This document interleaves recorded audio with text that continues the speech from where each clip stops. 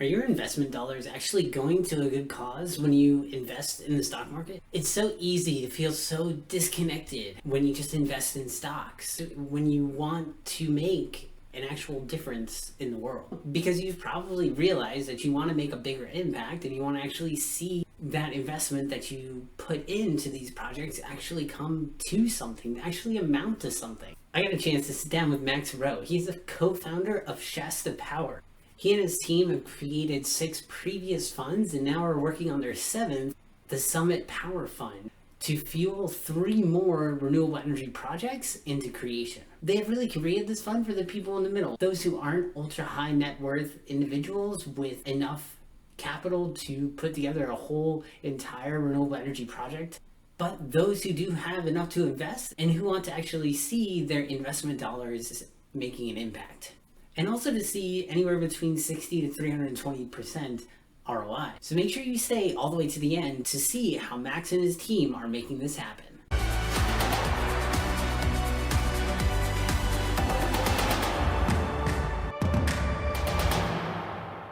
Max, do you mind telling us a little bit about Shasta Power and what you guys do? Sure. So Shasta Power was a concept because we have been doing solar energy work for a long time, particularly around real estate.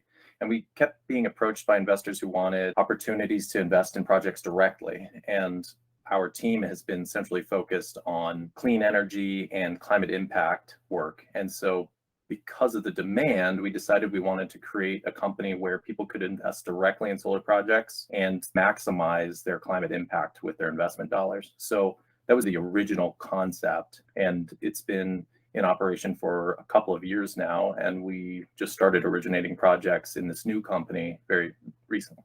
Cool. So what has been your first project that you guys started? So we originated a project here in Oregon for a 679-acre site, which would be an 80 megawatt utility scale photovoltaic project with a 80 megawatt battery component. If you run the kind of numbers, you're looking at maybe 40,000 houses, something like that would be powered with clean energy. I think one of the key concepts of Shasta Power is that we recognized there was a combination of factors that was just really forcing the market to grow. And there is an opportunity in the decommissioning of old fossil fuel technology. So a lot of coal plants are being shut down. Oil and gas is still central to the energy market, but because there are a lot of those older facilities are being closed, the existing infrastructure needs to be repowered. So the concept was repower existing infrastructure with solar and battery component. Very cool. So they're in, you said Oregon. Do you guys have sites on any other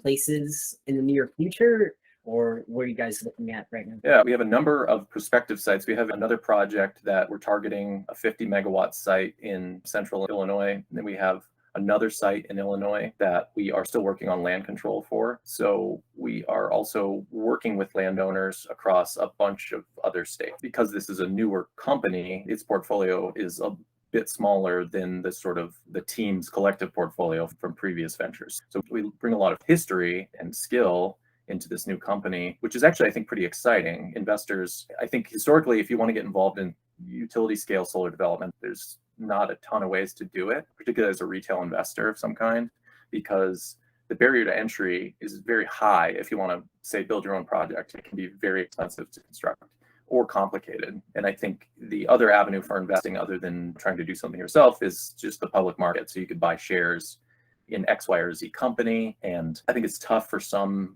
people to see the direct link between their invested dollars and the impact. And yeah, the concept here was identify sites, pool all of the investor money together and build those specific sites so that folks know exactly what they're doing. So we're hoping to shore up those Illinois projects, one in Missouri. We're looking at sites additionally in Oregon, New Mexico, Utah, potentially Arizona. So really spread around in different areas. That's really great. And so you're pulling on multiple different backgrounds.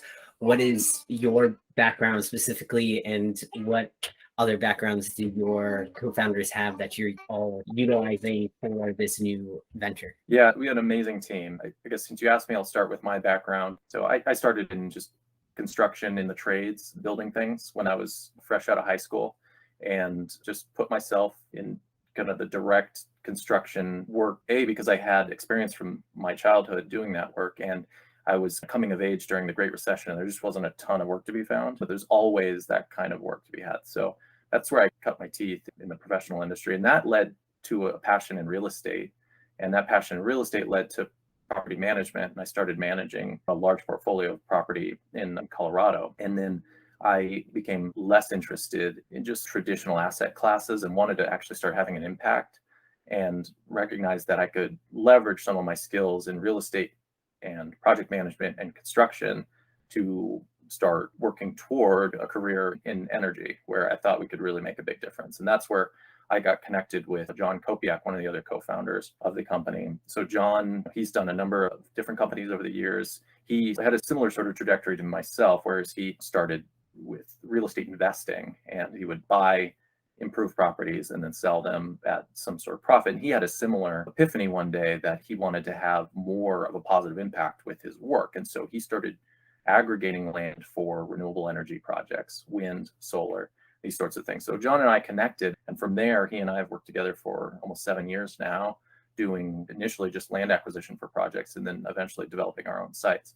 So our third founder, Boris Feldman's based out of Los Angeles, and Boris is a little bit of a newer than John and I have known each other for a long time. We've known Boris, I think, 4 years now.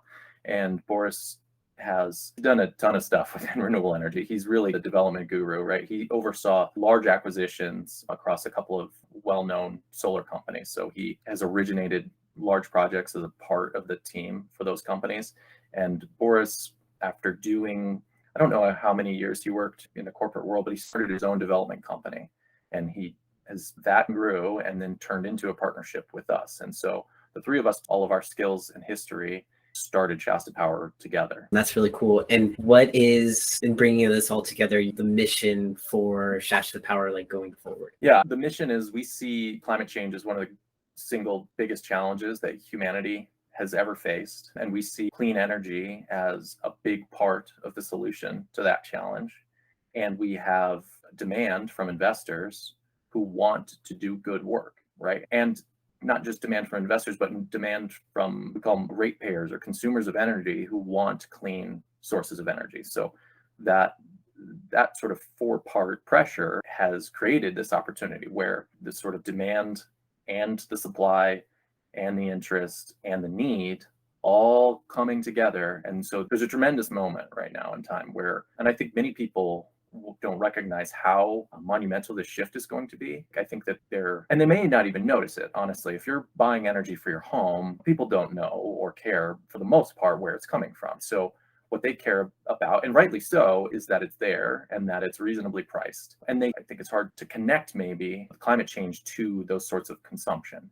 So it's like on the other side, people want clean energy. Yeah, I think the mission is deliver as much clean energy to the market as possible and create opportunities for investors to do good work with their invested dollars, because folks want it. Definitely. Like you said, there's those four pieces. They're all coming together right now. And it's the perfect time. And it really needs to happen too, because we can't wait any longer for this just to sit around while climate change and all this stuff is happening right now. And with all of these things coming together, like it's also showing us that, hey, this opportunity is a great opportunity now to really start making a difference. And all these things we're noticing with climate change, like we can actually do some real good with it. And I think you guys are doing a great job at getting out there and showing people like, hey, if you want to make your investment dollars go somewhere further, so actually go towards something that means more, then this is an opportunity to do. This is a place where you can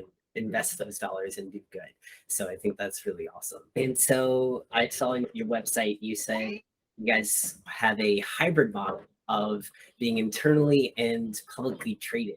So what does that look like, and why did you decide to go with that? Yeah, it's a great question. So the mechanism is called a private placement fund, right? So it's not actually a publicly traded fund. I think that, and I touched on this a little bit earlier, there are traditional funding mechanisms for these types of projects that are, I think, missing an area of the market.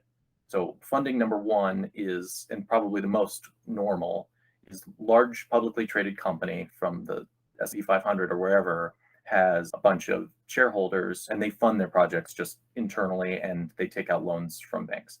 And then you do see small scale projects where like ultra high net worth individuals or private companies that are not public but have a lot of money just fund their own projects. And so there are limited opportunities for what we call the mom and pop accredited investor group of people. So there are folks, and we can get into what an accredited investor is. If you want a definition around that, I'm happy to provide it. But it's folks that basically are wealthy enough that they can invest a substantial amount of money. $10,000 or greater is typical. An average might be $25,000 or $50,000 in a single point of investment. And that group of people has a limited number of places to put their money. And so we raise funds from generally that group of folks who wants to have a high impact with their money, but can't quite afford to just build a project on their own because it might cost $100 million, but they could put $50,000 into a private placement fund and have an enormous impact. We look at the sort of impact metrics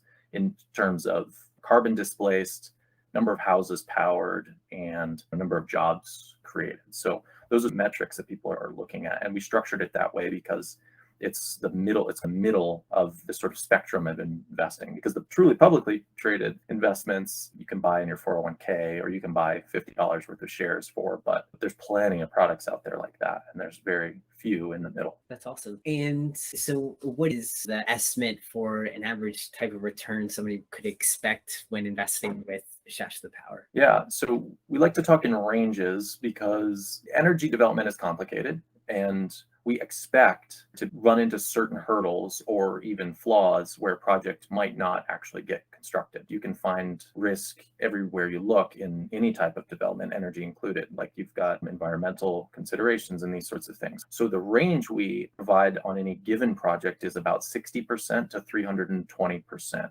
ROI. So if you invest $100, and you have a 320%, it's $320 on that original $100. So that's a large rate of return. And then we break that down further and we say, what is our average annualized rate of return? Because the value of money today is more valuable than it is tomorrow, we add sort of a discount rate to that. And based on our track record, which is pretty extensive, this is our 7th fund offering. So we've done this, we've raised money and put it in projects for a long time. So our sort of annualized IRR, the internal rate of return, is about 33%. So that's the target mark, is about 33% after all is said and done. That's great. And so you work on the investor side, but you also work with landowners. Can we dive into that side of things too, and just introduce us to how that works with working with landowners and who specifically on your team works more with the landowners? Yeah, I love this topic. As you recall, that's where both John and I started work, was in real estate. And so the land is an individual passion of ours, and it is arguably the most critical component of any project. Without having access to land, you can't build anything. And so our landowner partners are hypercritical to what we're doing. And because we've been landowners in previous funds for energy projects, we know what it's like to be on the other side of these types of purchase option agreements and lease agreements. And we value those relationships a lot. And it's because it's such a central focus. So one of our premises is just to treat landowners as if they're actually partners and not adversaries. I think that we've experienced a lot of development who treats their landowners as if they're working against them or somehow obstructing their ability to do things. And we just have a different view, which is that we're partnering with folks. And many landowners in the United States, in some of these regions where these projects are being built, have owned land for generations.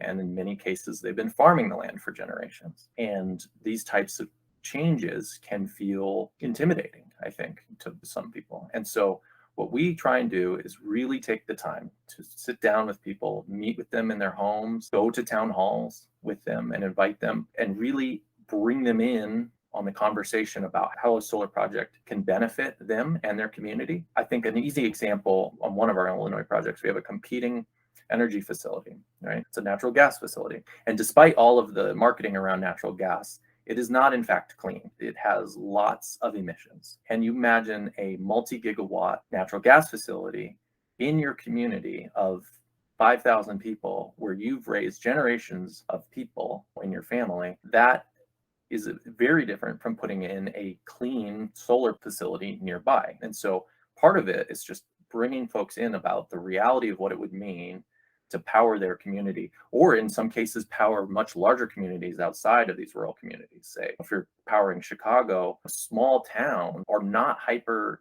excited about having a multi-gigawatt natural gas facility or even a solar facility in their backyard necessarily, because they may or may not even have access to that energy. And so they feel that they're being stomped on. And so we just communicate with people. We treat them like humans.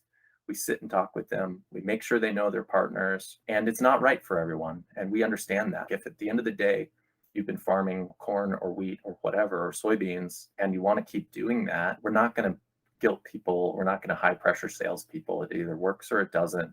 It's a partnership or it doesn't work at all, in our view. Definitely. It's crazy when you think about just treat people like they're humans and just be nice. And that's like such a crazy idea, but it's like it can be so foreign for some organizations. They always seem to just want to pick fights and things. And it's like people are people and you should just treat them as such. And I think you guys have the right way of they're our partners and we're trying to partner with them.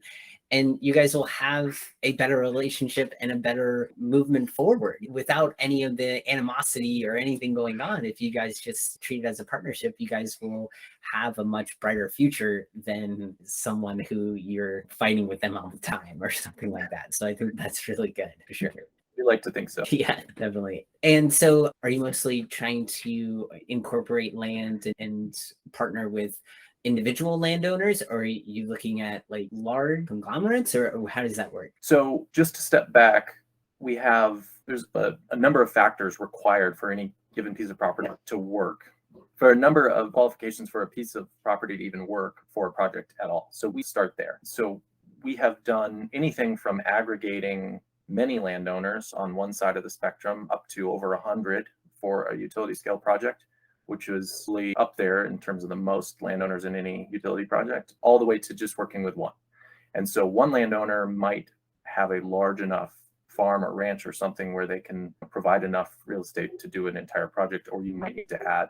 And so what's common though is something in between where you have maybe 5 to 20 landowners, and then it's all about scale of this project. And scale is determined by existing capacity and demand. So if you have a substation and we do an engineering study and it says you have 150 megawatts available at that will inform how much land in terms of physical solar panels you would need to power the existing infrastructure. And then from there you do the math and say that you might need whatever 1,000 acres or 1,500 acres. And then just the physical parcel size in that area will determine how many people that's going to be. So it's complicated is basically what I'm getting at.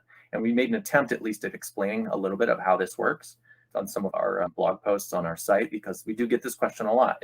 I get a call a few times a week that's, I own 10 acres. I'd love to build a solar project on it. And the reality is that is not a thing that can happen usually because of all these other reasons. It's expensive. We've just passed this infrastructure bill, and I think people forget. They see power lines all around and they say, why can't you just connect straight to a power line? It might cost you $5 million to just connect to an existing power line. So it's not like you can just tie in easily. And that's even if the utility says, sure, please cut my power line in half and sell me a few kilowatts of energy. Like, that conversation doesn't go well. So what you have to do is take all of this stuff together, pile it all up into a big heap in the middle, and check all the boxes at once. But we love working with landowners once we've gotten through that first threshold of viability, because at the end of the day, you can't just throw it up on any site. That's really good to know, especially just can't be anywhere. And I had worked with a company who they actually had a GIS program that went out and determined whether you could actually take a renewable energy project and plug it into the grid, because there were lots of developers going out there and they were spending thousands and thousands of dollars just to look at the site, and then all of that to realize that they couldn't even plug into the grid. So that's a whole side to it as well. So what are your goals for Shasta Power for 2022? So we have originated a couple of project sites. Our ultimate goal for the fund, so Shasta Power, and I don't want to get too deep into the weeds on the structure, but Shasta Power is the parent company, and then the parent company owns a fund called Summit Power Fund. So the fund is actually the investment vehicle where we're building the projects, investors put their dollars. So that fund is raising $10 million. So we've raised about a quarter of that, so 2.5 million. Our goal is to raise the rest of that, or as much of that as the market is interested in. and to have 3 projects that are ready to go to market. We have one that's ready now. We have a second one that has land, but we haven't submitted the interconnection. So we have one more project left. So basically, we want to originate one more utility scale 100 to 200 megawatt project. And then we take those and we do all the fun work of getting these things green lighted to be constructed. Very cool. That'll be great. Just coming up to the last few questions here. What are you currently learning right now? Yeah, I love this question. I think we touched on some of these things a little bit, but that the demand is there from the market and from the people. We've learned that for years now, we've just been swimming upstream. It's felt like we've been swimming upstream. But now I think we're learning that all of the pieces are in place, that it's ready. The time is right now. Climate change is not slowing down. If anything, our energy consumption is increasing. It's accelerating. Like the time to act is like right now. And the other thing I'm learning is that, and I think we're all aware of this at a low kind of subconscious level, that we're much more price sensitive than we think we are. When everything's going great, people are not freaking out. But when your gas prices are double, or the price of bread is double, or you're running out of formula to feed your kids, these sorts of things, that this stuff impacts our lives, and that climate change is going to be expensive. It just is. The economists, the smartest people in the world tell us that climate change is going to be very costly. And so if we're concerned about inflation, that combating climate change in our lifetimes is potentially one of the things that we can do to save ourselves the most money, if you just break it down as that simple. And that it's also going to impact all of these other sorts of things like supply chains, all these things that we've been recently become all very steeped in. And so these are the things that are keeping us active. I don't want to say keeping us up at night, but keeping us active, and what we're trying to do is much learning around those subjects as possible. Definitely. We're learning as much as we can so that we can make actions to these things less of an impact, because we're really trying to mitigate all these changes that are taking place. And I think climate change is showing us that there are so many examples of it happening right now, and that we can actually see, okay, this is happening. We predicted that this would be happening. Climate change got to this point, and hey, here it is. Like, we're seeing these pieces of evidence all over the place. So I think you're hitting it right on the head there. It's not that it's keeping us up at night, because maybe it worries us, but it's really about us taking action and keeping us active and keeping us working forward, which I think is really good. What is one way that somebody could, if they would like to reach out to you, and it's one way to get in touch with you? Yeah, I think the best way to reach us is just visit our website at shastapower.com. There's great resources on there. Our phone number is listed there. There's email address, those sorts of things. A cool explainer video that will give you some of this, and an additional webinar where we talk about all this stuff in more detail. So visit our website and we'll be happy to talk with people. Great. And what is one tip that you would give another green business owner looking to grow their business? What is one tip that you would give them? Yeah, I think just take one step in action every day. We call it like kicking the flywheel. It's about generating momentum and keeping the momentum, and recognizing you're not in this alone, that many of us are in this fight together, particularly with green investing. It is, like I said, it's felt like it's been upstream, but I think that the tide, not to mix metaphors too much here, but it at least water related, that the tide is changing in the other direction, and that if you have an idea, just go for it, and that we're all out here to support you. Awesome. Thank you. Thanks, Max, so much for coming on the show. I really appreciate it. And it was really great talking to you. Likewise, Billy, I really appreciate it. And I love the work that you're doing with the Green Business Impact. Thank you. I appreciate it. And if you enjoyed listening to Max Rowe from Shasta Power, I have a whole playlist of other companies that I have interviewed that you can sink your teeth into. In this playlist, you will hear all about all the possibilities with solar, including decentralization and community solar, among so many others. Because this is just the beginning of the potential of solar to fight against the climate crisis. So jump on in to this playlist right now to learn more about the future of solar.